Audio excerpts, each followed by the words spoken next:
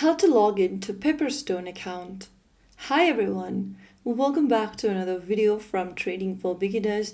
If you are looking for a way to log into your existing Pepperstone account, then the process is quite easy, so let's jump in.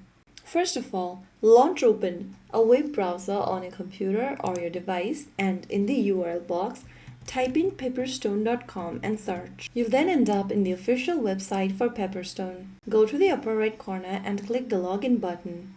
To log into your existing Pepperstone account, you'll need to type in its correct credentials. Choose one of the methods that you previously chose while signing in or signing up for Pepperstone. Since I created an account with email, I'm gonna have to type in the email address in the first field.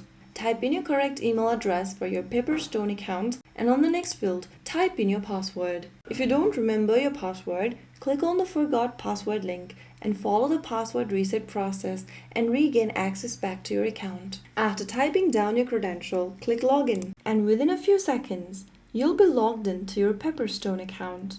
That's how you log in to your existing Pepperstone account on a web browser. If you found the video helpful, don't forget to like, share, and subscribe to our channel. I will be back again in the next video. Thank you for watching.